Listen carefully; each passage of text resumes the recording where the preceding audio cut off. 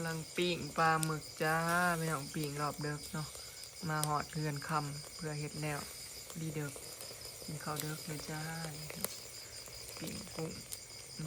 ปิ้งปลาหมึกกล้วยสุกแล้วใหม่แล้วมีมือน้องเหมยอันนี้ก็เห็นจดจ่จดเจียดอยู่โอ้อันนี้กุ้งมะประมาณปูม่าพี่น้องมันลงว่าวอีกเลยปูม่าอันนี้ต้มนึ่งแล้วนะลวกแล้วนะสุกแล้วเอามาปิ้งอีกขันอยากปิ้ ปิ้ ง ง อีกขันอยากกินตำไปแล้วยกหนึ่งนะตำปูม่ากับกุ้งใส่ปากดิเบิร์ดเจียนี่เป็นกุ้งพี่น้องอันนี้เป็นกุ้งปิ้งเนาะกุ้งไข่โลละ260 บาทเนาะแต่ว่าในห้างเบิร์ดในห้างมันมีแต่โลกว่านึงพี่น้องโลน้อยๆเบิร์ดก็เลยเอากุ้งขาวเนาะกุ้งอันนี้ปิ้งแทนกุ้งอันนี้บริมีตลอดเลยพี่น้องเฉพาะยามเขาเอามาเนาะก็เลยได้แต่ซ้ำนี้กี่ว่าจะเอาแต่กุ้งปิ้งเสียเอาลูกกุ้งอันนี้มาแทนเนาะบอยเอาเมื่อให้อีพ่อแล้วแหละแบ่งให้อีพ่อเนาะมาเด้อพี่น้องกินปิ้งกุ้งน้ำหนองทำเด้อปิ้งกุ้งปิ้งปลาหมึกได้มื้อนี้แซ่บบ่จ้อยสบายดีเด้อพี่น้องสบายดียามเด็กเนาะแซ่บก็แซ่บบอยกับบ้านไปบ้านเด็กคือกันไปเวียกกินส่วนหลายคนเลยพี่น้องแต่ว่ามันเด็กเขาเจ้าบ่มาเขาเจ้านอนแล้วเขาเจ้ากินข้าวอิ่มแล้วพี่นาก็ส่วนแล้วแต่บุ้ยไปเข้ามาพอตอนนี้ก็เรากลับแล้วมันเด็กซิมอนก็ส่วนแล้วตัวซิมอนบ่อยากมาสงสัยบ่อยากซิมอนก็นอนนำไม่เฒ่าเพิ่นมีแต่เพิ่นใส่มาบ่อยากเพิ่นอยากมาแล้วเราปิ้งแบบไม่ไหม้นะคะซอยกุ้งพี่น้องกุ้งอีกแล้วซอยปลาหมึกปลาหมึกก็ว่ากุ้งกระปุกก็ยังว่ากุ้ง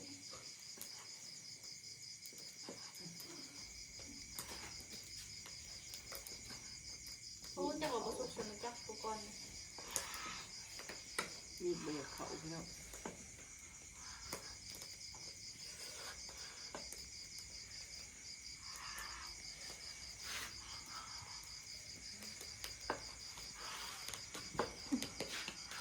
อันนี้ขนาดบ่ฮอดนี่บ่ฮอดเอานี่เลยเอากุ้งมาปิ้งเนาะใส่เขาเดินไป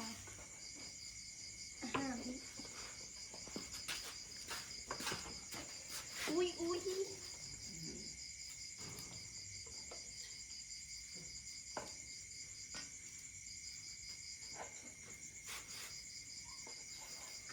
แซ่บเลยพี่น้องเลย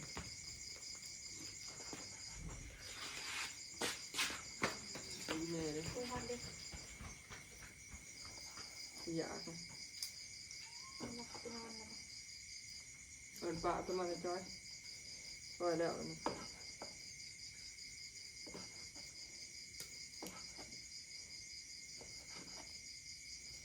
เขาที่ซอยเอาสำเฮากินนะแล้วซอยแบบเบิดมันกินหอมแซ่บปีกุ้งเหมือนกัน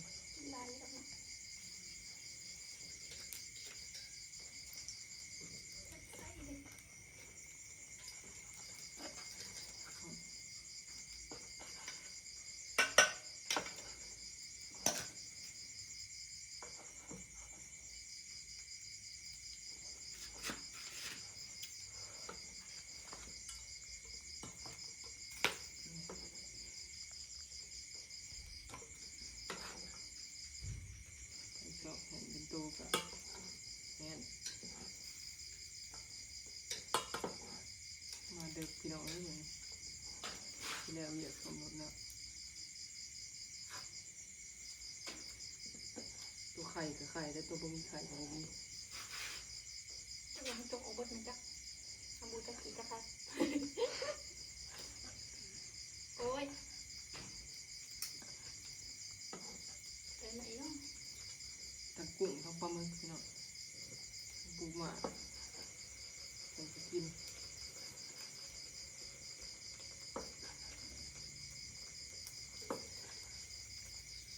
คือโตเตี้ยๆอ้วนๆอันนี้วะ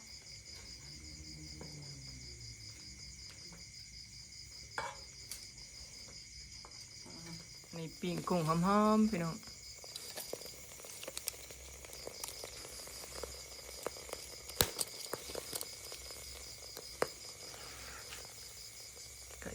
แล้วก็จะได้กินละกินซิวๆมึงสุกแล้วพี่น้อง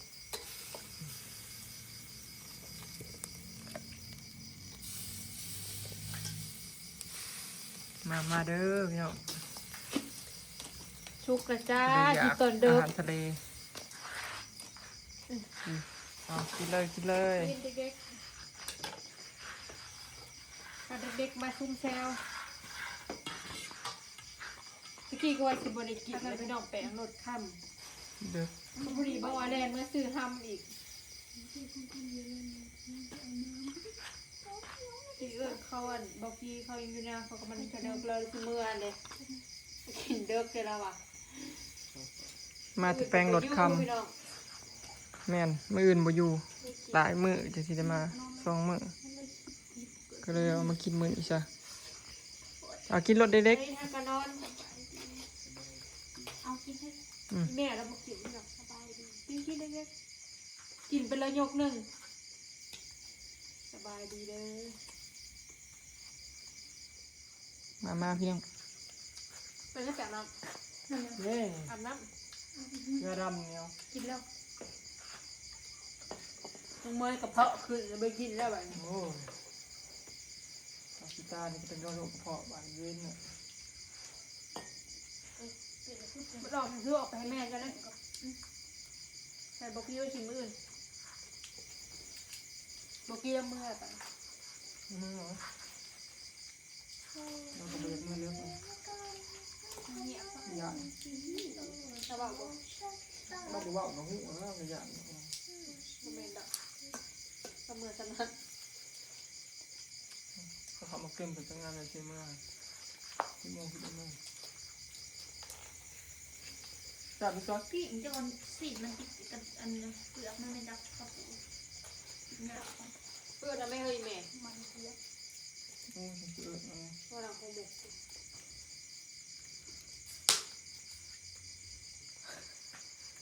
ไปเลยไหมใหญ่บ่เด็กๆเหมือนจะกินตะตับบ่มัน เขาต้องแบบสิกินย่างๆหนึ่งจะเลือกมาย่างหนึ่งแล้วเผากินแล้วก็เผากินยาลงไปแล้วก็แล้ว โอ้ บ่อยมากหอยแล้วก็แล่นเมื่อซื้อห้ำเมื่อตีรถอีก เอามาเป็น เพราะว่าถ้าซื้อมาแล้วมีแต่ตีต้องซื้อแม็กมัน มันคนละขอบกัน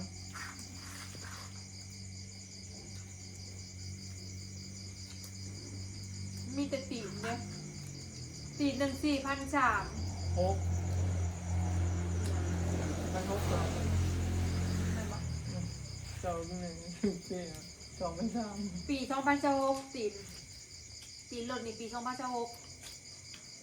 4,600 บาททันปี2025 4,300เพราะว่า5 ปี2026มันเก็บสิเพิ่มความทนทานขึ้นไปอีกเนาะ อายุมัน อายุมันสิเพิ่มขึ้นมันสิโบเบิร์ตอันนั้นอายุไว้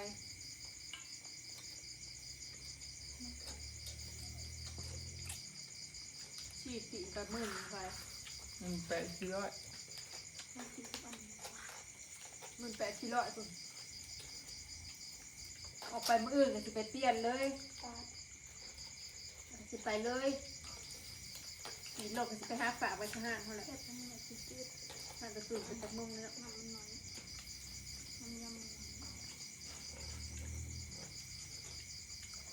โอ้ยใส่สีตาเป็น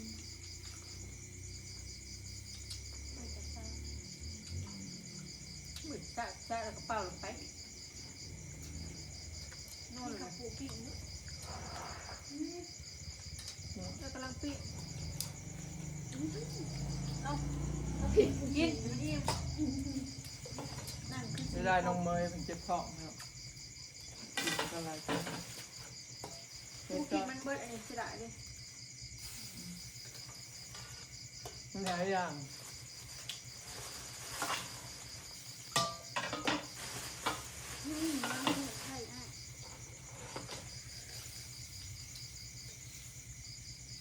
ตัวมันไข่กับนิ้ว กินเล็กๆที่มอนเข้ามา กินไส้กินเพื่อนอกกินเพื่ออ้าย นอก ซิมอนน่ะเป็นน้อง อ้าย น้อง น โอเค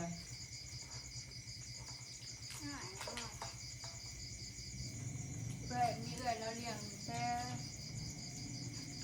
มาจากมือใด จริงวัน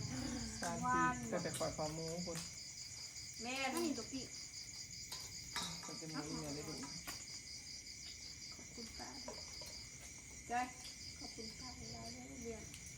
ขอบคุณข้าวป้าเชียงกุ้ง ไม่ได้ยิน ดังดิ ขอบคุณข้าวป้าเชียงกุ้ง นี่แบบนี้ กับปูปลาหมึกต้องข้ามกระดาบีนะเบื่ออย่างนี้จอยมาอยู่กับคำมันน้ำนอกได้ยินเยอะมาอยู่คำมันน้ำนอก ข้าวบะมือข้าวไปเลี้ยงงัวบะมือ เน่นบอก เอามากับบะมือ มันน้ำนอกเลย เลี้ยงงัวมือ เขามานอนอยู่เด้อเงินเลย ปากเป็นมือปากเป็นมือจากมือละบาท มันปะเดียวน้ำนอกนี่เขาปากมันมีมันเงียบเลยค่ะดู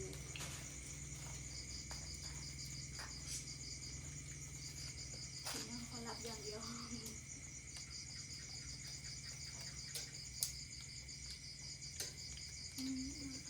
ประเทศตามันหลุดออก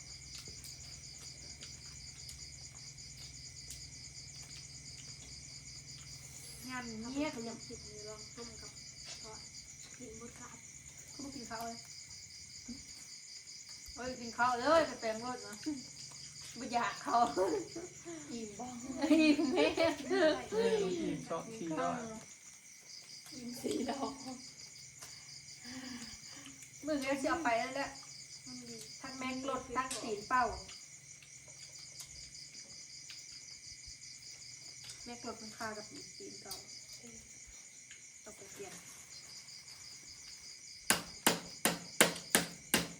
โซนเปลี่ยนจาก3 รถ 4ได้ไปจากเรา น้ำมันจักขนาดนั้นมัน แป๊ จั ด ง แล้ว น้ำ แต่ มัน ละ จัก การเราคนแป๊ดแต่ทางลืมตื่นปีแล้วปี26 ถ้ามันจังแล้วก็บ่จักเลย ท่านอีพ่อ โอ้จะไปกัน อันตายแล้วค่ะ ประกันให้เรา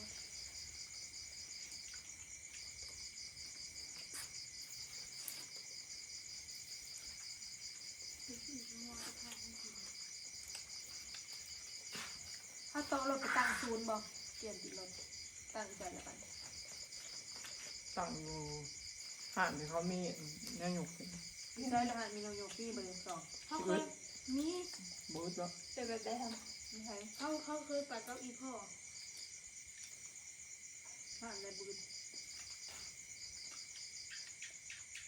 คุณเป็นอะไร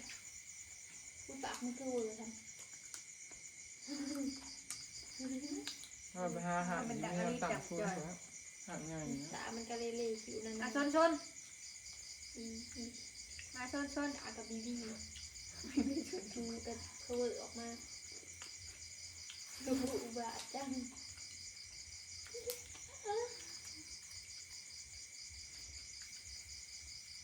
บุหัวเปลี่ยนยางใหม่ใส่ยางเดิมเลยตั้งฟูนใหม่แบบหมุนล้อแบบพื้นเมืองอันมาจาก เมื่อหันกระยามึง ทางองค์นี้ก็คือขบวนสวรรค์ กับคุงดิบเนี่ยออกแปลงเขาตังอื่น ไอ้คุณน้ำมันนะเอาเลยหรอกเนี่ยมันทุกข์เลยนี่ไข่นี่ เราไปเอาอ่ะทำข้าวหนึ่ง ตัวนี้มันทุกข์แล้ว เพื่อบอกกินได้ปิ่งบอก มีร้ายใจมันอิ่มแล้วไงบริกินกุ้ง เจ้ากินลายจอแล้วกระดูก ใครยังหลอดมาหามือเลยนอนฟงหัวมือ แล้วมันจะผักสำหรับไป ได้ผัดทำเดินทางต่อ ขั้นบุไปผัดพี่เน่เราก็มาถึงกันเลยเราก็จะไปเวียดนาม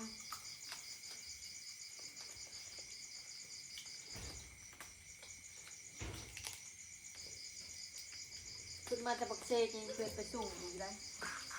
ทางสวรรค์สิส่งขึ้นรถไปเวียดนามที่เดียวเวลาจะไปทางตกเวียดนามเมารถไปบ้าง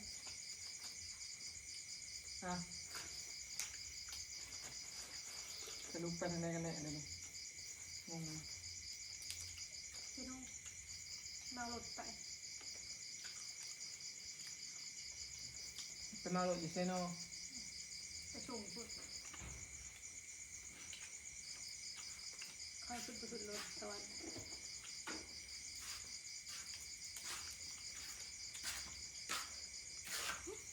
รถจักรก็เอาขี่ไปทางหน้าไปเลยแล้วเราแย่มาจอดทาง